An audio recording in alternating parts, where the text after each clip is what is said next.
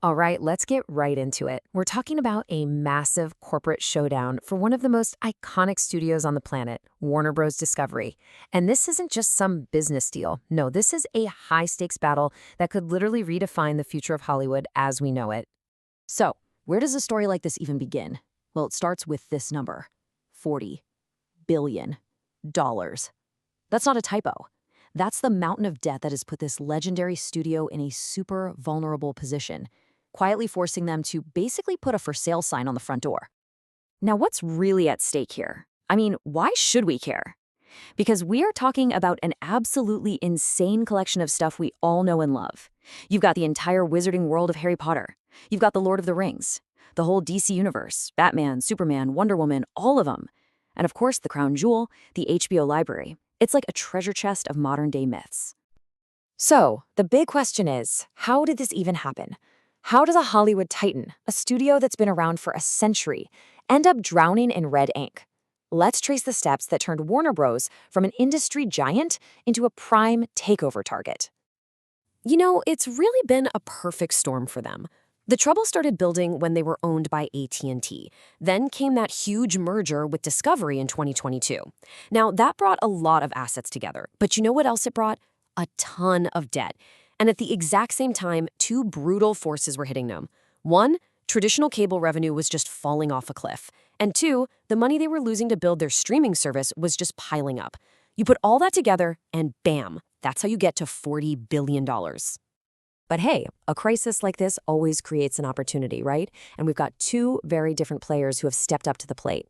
This is shaking up to be a classic clash, the old guard Hollywood titan versus the new media disruptor. We're talking Paramount, Skydance versus Netflix. And this is what's so fascinating to me. They have fundamentally different visions for what comes next. Netflix's game plan is simple. Buy that priceless IP. They want to own those forever franchises to just completely dominate the streaming world. But Paramount, Skydance, they're coming at it from a totally different angle. Their bid is all about consolidating the old school networks. They want to get stronger in traditional cable and advertising. So these are two completely different bets on where entertainment is headed. To really get what Netflix is thinking, you've got to understand this one key term, the content moat. Think of it like this. It's when you have so much amazing exclusive content that your customers just can't leave. There's always something to watch. For Netflix, buying Warner Bros. And all that IP would give them the biggest, deepest, most unbeatable moat in the entire business. But Paramount sees the world completely differently, and this quote pretty much sums it up perfectly. While most people see cable as a dying business, Paramount sees it as an opportunity. They believe that by adding Warner's networks, including CNN, they'll get massive leverage with advertisers and distributors. They're betting the old model still has a lot of life left in it. Okay, let's talk about the money on the table. First, Netflix came in with a strong $83 billion offer. But then, in a surprise move, Paramount Skydance came over the top with a stunning $108 billion offer. And here's the kicker. It was all cash. That is a huge deal because it means more certainty for the seller. No stock market weirdness to worry about. It was a massive premium that completely changed the game. But this is not a simple decision. You might just think, take the higher offer.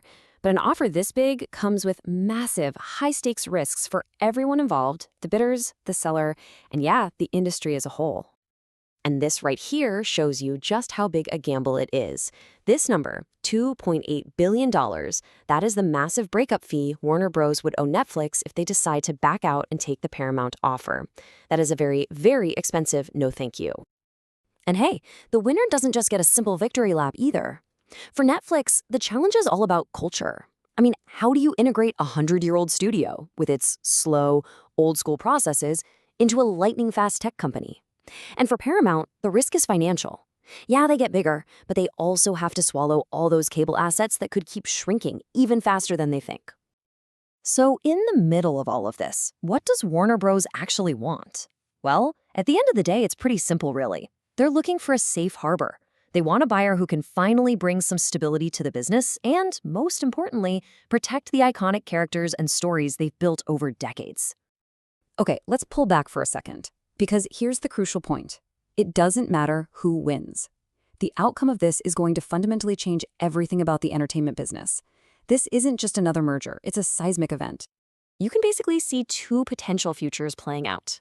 If Netflix wins, a streaming company becomes a true legacy studio powerhouse. It validates that content moat strategy as the only way to win.